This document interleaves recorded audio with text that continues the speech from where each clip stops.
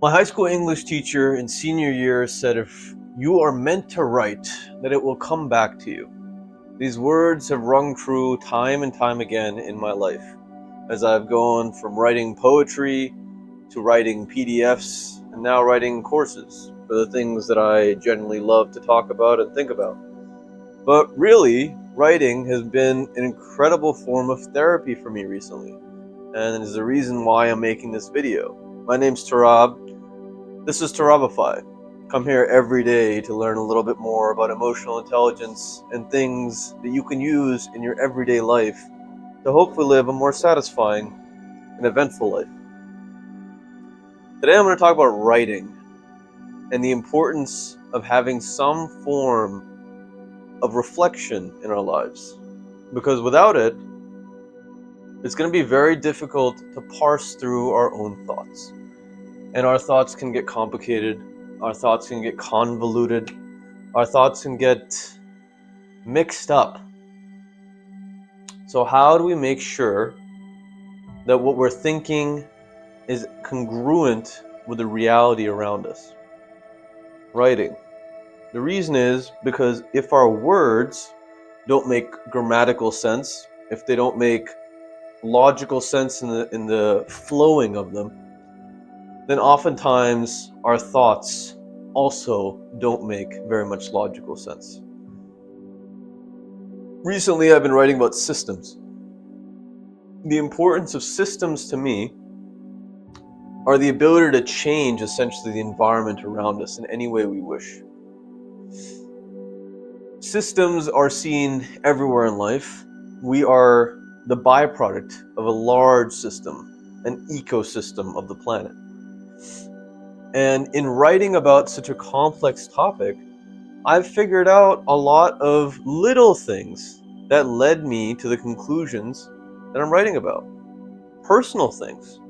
Things that I went through in high school, college, in my younger years. Things that have fundamentally affected the way that I look at life. So when I say look at systems, when I say look at the method in which you reflect, I honestly mean it. It's going to make a drastic difference in your self-perception, your self-worth, really, and also your ability to come up with ample solutions for maybe some of the problems in your life and the lives of everyone else around you. So think about it. I don't know if writing is taught enough. I don't know if with the advent of AI that can write essays for you, if future generations will be missing this essential reflection tool. I can tell you that I started understanding more about the importance of writing when one of the people that I look up to, which is Mr. Jordan Peterson, said that if you want to become more articulate, you should write. And how right he was, as per a lot of things I'm sure he says. But the reality is, at least my reality is, that it's necessary to put these thoughts down. It really is. It's an immense therapy. At the bare minimum, it is immense therapy to have your statements put down in a place where they make sense, to you at least, and where you can parse through them, where you can add to them, where you can go back to an idea and analyze it further. Right? Like I've spent over the last 2 days at least, I've spent probably eight-ish hours writing, or at least thinking about concepts that I want to write about. And a lot of that time was actually spent thinking about, my goodness, what do I want to say? You know, what, like, do I really understand what I'm trying to convey to people? Do I understand it in my own life? Do I understand why it matters? And a lot of the time the answer was no.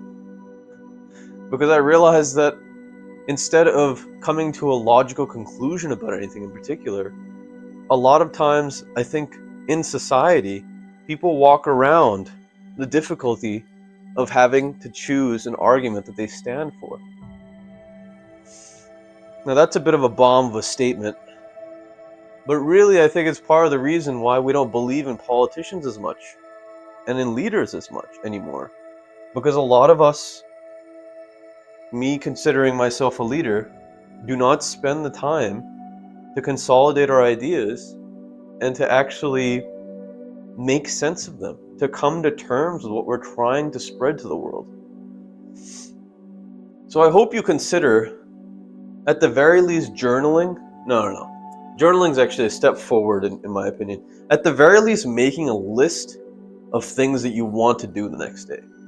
At the very least. Because it's honestly really, really easy to do. And it's honestly really, really satisfying when we hit that list. And there's very few highs in life in a given day. A day being a lifetime. That comes with knocking achievements out. There are very few things in life that give you as much of a nostalgia, as much of an achievement, as much of a nuanced approach, as much having things that are achievable, that we actually accomplish. There's no feeling in the world that's like that. For our own self-worth, and also, if our lives are kind of like a painting, if our lives are kind of like a piece of art, the achievements to me are like the dots. The achievements to me are like the strokes. They're the things that set everything else up. They're the things that set the tone for how the rest of the painting, how the rest of the piece is going to go. And a lot of the people that I think we consider successful really are just built off the series of achievements that they came up with and actually just hammered out. So if you can do that at the very least, write those things down, get a little journal book, I'm telling you, life's gonna change. Like drastic, and that's my promise. Straight up. That and drinking water are probably the two things that I can guarantee you are gonna make a drastic difference in your life. But yeah, I've read a decent amount in the last couple of years. I've started a book club about a year and a half ago, maybe about a year ago, something like that, with my close friends. And we read Atlas Shrugged, and a bunch of them fell off because it was like a 1,000-page book. But that's also improved my writing skills. I think my ability to consolidate thoughts, because there's more words. Like flow comes a little bit easier when we see other more skilled people doing what we want to do. Would recommend that too. The way I see it is, some of the most intelligent people in human history wrote down their thoughts so that you could read and learn from them. Some of the most service-driven individuals wrote books so that people can learn from their philosophies. And all of that knowledge is just there. It's sitting in your local library. Sometimes it's like the price of having coffee for a week from Starbucks. Sorry, not a week, probably 2 days. You know what I mean? Like, these things are available to us in heaps and mountains. And so few of us access them. So few of us. And it kills me inside, because I think, why not distill? Why not distill our thoughts into the most beautiful essence of what they are, so that we can communicate them to the people we love, so that we can test them against the realities of the world? I don't think there's much more satisfying a life to live than one of experimentation, one of curiosity. And I'm telling you, this reading, this writing thing, it may very well become a lost art form as the generations move on. And I don't want my viewers to ever miss that message. Really. Try to sit down and do this thing. Really. Try to consider how important your perspective is when it comes to these things. Right? It's gonna, the therapy, the sense of achievement, at the very least, are the things that you're gonna get out of it. Let me check the time here. Yeah, I hit you a little bit over, but hopefully you found this interesting. If you did, if you are a reader, if you are a writer, if you're not a reader, if you're not a writer, hit me up. Tell me what you think. I want to know. I'm very curious. And if you have a moment, check out this video right here, where I talk about more personal development things that will hopefully get you to think about your life, and hopefully give you some tools to augment it in the way that you wish. So actualize your potential catalyst. This world needs you. Take care.